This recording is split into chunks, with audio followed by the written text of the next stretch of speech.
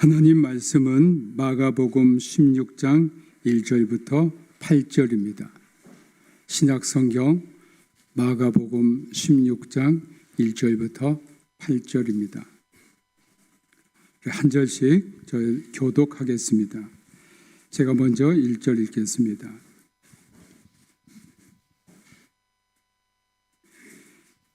안식일이 지남에 막달라 마리아와 야고보의 어머니 마리아와 또 살로메가 가서 예수께 바르기 위하여 향품을 사다 두었다가 안식 후 첫날 매우 일찍이 해 돋을 때에 그 무덤으로 가며 서로 말하되 누가 우리를 위하여 무덤 문에서 돌을 굴려 주리요 하더니 눈을 들어본즉 벌써 돌이 굴려져 있는데 그 돌이 심히 크더라.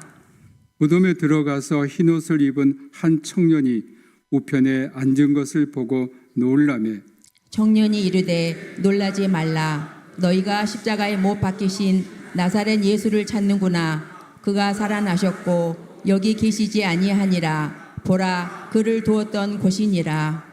가서 그의 제자들과 베드로에게 이르기를 예수께서 너희보다 먼저 갈릴리로 가시나니 전에 너희에게 말씀하신 대로 너희가 거기서 배우리라 하라 하는지라. 여자들이 몹시 놀라 떨며 나와 무덤에서 도망하고 무서워하여 아무에게 아무 말도 하지 못하더라. 아멘.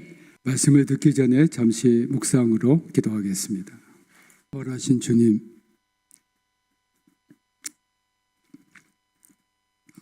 이 시간 주님이 이곳에 임재하신 줄 믿습니다. 성령으로 기름 부으시고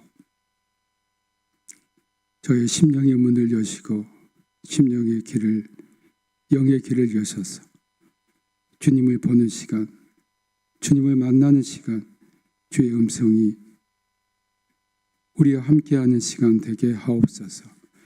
예수님의 이름으로 기도합니다. 아멘.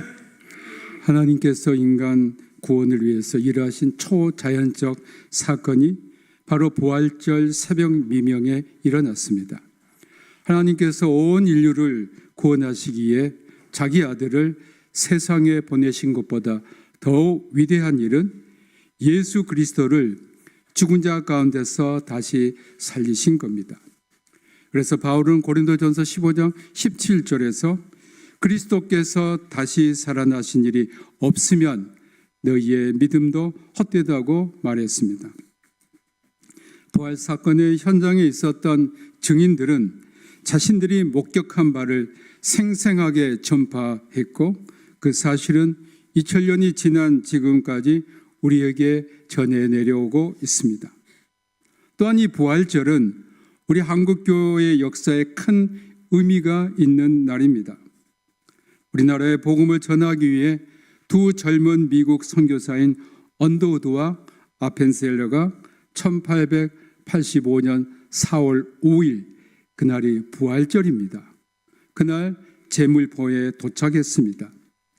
이 두 젊은 선교사는 대학생 때 피어선 목사님이 만든 학생 자원 운동의 대학생 수련회에 참석해서 자신을 하나님이 원하시는, 그래서 해외 선교사로 가겠다고 결단하고 작정했습니다. 아펜젤러 선교사는 갑신 정변 여파로 데불 여관에 머물다 일본으로 잠시 되돌아가면서 데불 여관에서 부활절 아침 이렇게 기도했습니다. 우리는 부활절 이곳에 도착했습니다. 오늘 죽음의 철장을 산산이 깨뜨리시고 부활하신 주께서 이 나라 백성들을 얽어맨 결박을 끊으시고 하나님의 자녀가 누리는 빛과 자유를 허락해 주옵소서.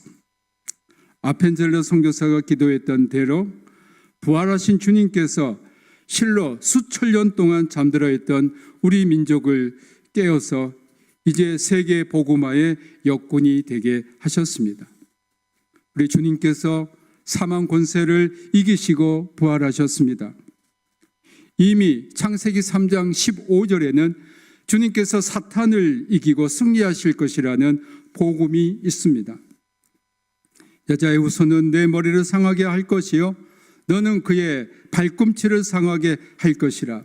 이것을 가리켜 언복음이라고 하는데, 사탄은 예수님을 죽이는데 성공했지만 예수님은 부활하셔서 인류의 최대의 두려움이요 원수인 사망을 이기시고 그를 믿는 자를 영원한 생명으로 이끄셨기에 사탄의 머리를 상하게 한 것입니다.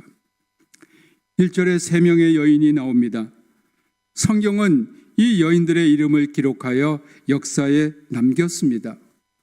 막달라 마리아, 야고보의 어머니 마리아, 그리고 살로메입니다. 이들은 예수님을 진실로 믿고 따르며 섬기던 여인들이었고, 제자들은 다 도망갔지만 마가복음 15장 40절에 나온 예수님께서 십자가 처형당하신 것을 목격한 용감한 여인들이었습니다.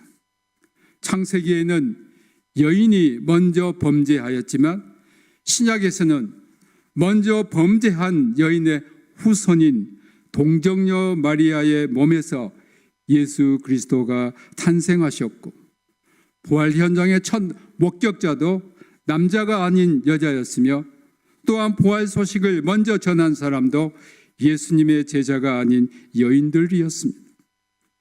이 여인들은 예수님의 시체를 잘 보존하기 위해 향품을 사두었다가 그 누구보다도 먼저 안식 후 첫날 매우 일찍이 해돋을 때에 그 무덤으로 갔습니다. 우리는 이 여인들에게서 예수님께 대한 진심 어린 사랑이란 이런 것임을 보게 됩니다.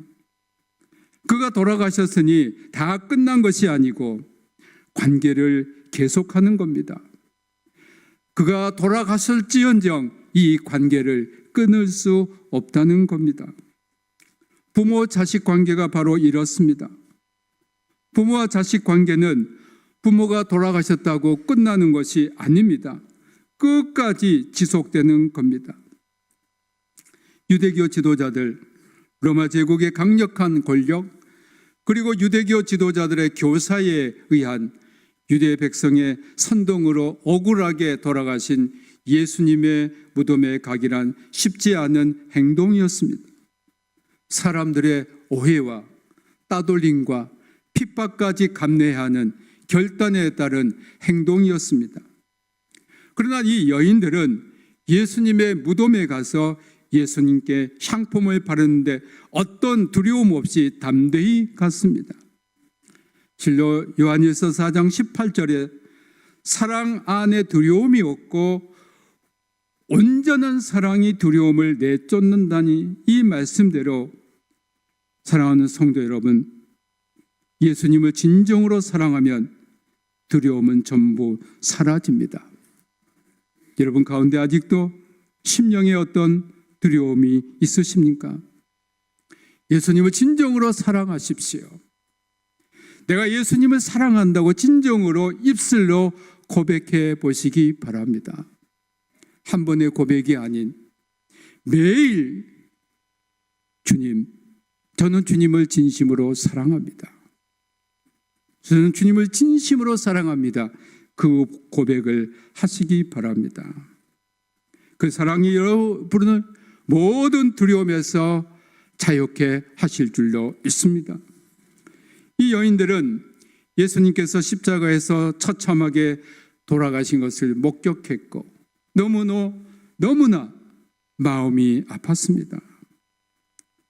그래 그 시체라도 무엇인가 해드려야겠다는 사랑의 마음으로 가득 찼습니다. 그래서 예수님의 시체가 썩지 않게 보존될 향품을 가지고 간 겁니다. 그러나 그들은 예수님이 말씀하신 대로 다시 살아나신다는 부활 신앙은 없었습니다. 예수님은 살아계실 때에 마가복음 8장 31절에 인자가 많은 고난을 받고 장로들과 대제사장들과 서기관들에게 버림받아 죽임을 당하고 사흘 만에 살아나야 할 것을 비로소 그들에게 가르치셨다고 했습니다.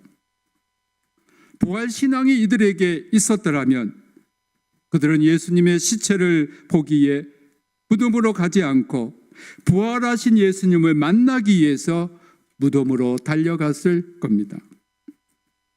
이들이 무덤에 간 날은 안식 후 첫날입니다. 즉 6월절 다음 날입니다.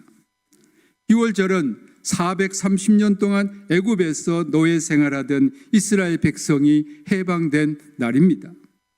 그러나 안식 후 첫날 즉 6월절 다음 날인 부활절은 마귀의 종로 탓하며 사망 권세 아래 있던 인류를, 우리를 주님께서 해방시킨 날입니다. 이제 예수님의 부활로 새로운 세계가 시작됩니다. 안식 후 첫날에 주님께서 부활하신 것은 이제 옛 언약인 율법이 지배하는 시대가 가고 새 언약인 예수 그리스도의 복음 시대가 되었다는 것입니다. 우리가 바로 이 안식 후 첫날 이 시대에 살고 있습니다. 313년 밀라노 칙령을 공포해서 기독교를 공인한 콘스탄티누스 1세의 모친 헬레나 황후는 그리스도교 신자가 된 뒤에 325년에 이스라엘 성지 순례를 했습니다. 헬레나는 복음서 등에 기록된 사건의 현장을 보고 싶어 했고 하드리아누스의 베누스 신전이 된 골고다 언덕을 찾아갔습니다. 헬레나는 예루살렘의 기독교들로부터 자신들의 전승을 들었을 것입니다. 헬레나는 베누스 신전에서 골고다 언덕의 무덤 자리를 확인했고 성지 순례에서 돌아온 헬레나는 콘스탄티누스 황제에게 성묘 교회를 세워달라고 부탁했습니다. 이듬해인 326년에 황제 콘스탄티누스 1세는 하드리아누스의 베누스 신전을 철거하고 예수님께서 묻히셨던 그곳에 성묘 교회를 세우도록 했습니다.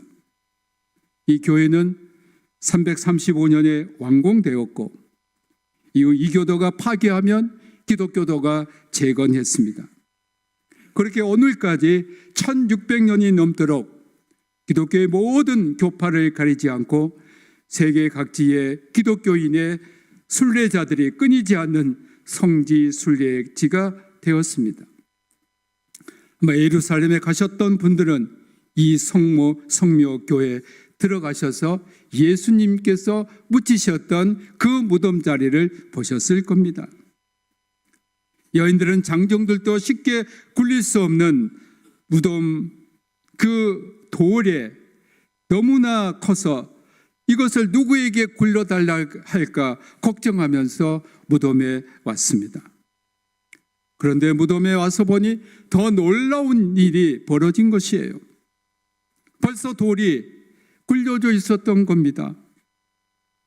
그래서 이 여인들은 무덤 안에 들어갔더니 더 놀라운 것은 예수님은 안 계시고 흰옷 입은 한 청년이 놀라지 말라. 너희가 십자가에 못 박히신 나사렛 예수를 찾는구나. 그가 살아나셨고 여기 계시지 아니하니라. 보라, 그를 두었던 곳이니라는 말을 했습니다. 예수님이 묻히셨던 무덤은 시체로 채워진 것이 아니라 이제 비어 있었습니다. 무덤이 비어 있다는 것은 두 가지 면에서 생각할 수 있습니다. 첫째, 기독교 신앙은 죽은 자를 예배하는 것이 아니라 죽었다가 살아나신 분을 예배하는 것입니다. 즉 우리의 신앙은 썩어질 육신의 영화를 위하지 않고 영원한 죽지 않은 영을 위한 겁니다. 이런 점에서 이제 죽은 자를 위한 향품이 필요하지 않는 겁니다. 타 종교와 달리 기독교는 무덤에 엄청난 투자를 하지 않았습니다. 그러나 많은 종교가 황제나 왕의 무덤에 엄청난 국력을 투자함으로 오히려 백성들에게는 큰 폐해를 입혔습니다. 참 아이러니하게도 유물론자들인 공산주의자들이 죽은 독재자 시체에 방부제를 넣은 유리관에 어마어마한 건물을 지어놓고 참배하는 것은 그들 스스로 이율 배반적인 행동을 하는 겁니다. 그런데 역사를 보면 무덤에 엄청난 투자를 했던 많은 왕과 그 나라는 그것으로 인해 세태를 재촉하고 나라가 망했습니다. 대신 기독교는 무덤을 부활의 장소요 영원한 생명을 누리는 시작으로 보아서 교회당 건물 안과 밖에 무덤을 만들고, 우리가 사도신경에서 고백하는 것처럼 성도의 교제, 즉 살아있는 성도와 죽은 성도가 주님 안에서 교제하며 함께 하나님께 예배하는 공동체로 보았던 겁니다. 그래서 여러분이 유럽의 오래된 교회당을 찾아가면 그 교회당 안과 밖에 무덤이 있는 것을 볼 수 있을 겁니다. 이것은 산자와 죽은 자가 함께 예배하는 공동체라는 의미입니다. 이제 우리의 온전한 예배는 부활하신 주님께 하는 예배가 되길 주님의 이름으로 축복합니다. 둘째, 죽음으로 죽음을 극복하고 영원한 생명을 누린다는 겁니다. 예수님은 요한복음 12장 24절에 하늘의 밀이 땅에 떨어져 죽지 아니하면 하늘 그대로 있고 죽으면 많은 열매를 맺느니라고 하셨고, 마태복음 10장 39절에서는 자기 목숨을 얻는 자는 잃을 것이요 나를 위하여 자기 목숨을 잃는 자는 얻으리라고 하셨습니다.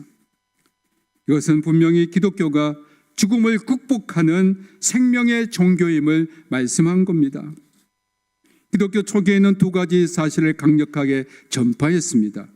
하나는 예수님이 죽으셨다가 부활하셨던 것이요, 또 하나는 예수님의 재림입니다. 이 두 가지 사실은 참혹한 환난과 박해 가운데서도 기독교 신앙을 꿋꿋하게 지탱시킬 수 있었던 힘이었습니다. 사랑하는 우리 성도 여러분, 예수 그리스도의 부활은 바로 우리가 죽어도 영원히 산다는 새 소망과 이 세상에서 그 어떤 환난과 어려움이 우리에게 임할지라도 그것을 능히 이길 수 있는 능력이 될 줄로 믿습니다. 이 부활 신앙으로 승리하시길 주님의 이름으로 축복합니다. 7절에 흰옷을 입은 한 청년 득천사는 예수님께서 말씀하신 대로 갈릴리로 가시니 그의 제자들과 베드로에게 전해달라고 했습니다. 천사가 제자들에게 가서 이 기쁜 소식을 직접 전할 수 있습니다. 그러나 주님의 부활 소식을 전할 사명은 우리에게 주신 겁니다. 오늘 이 부활의 소식을 복음을 전하는 복된 성도님들이 되시길 주님의 이름으로 축복합니다.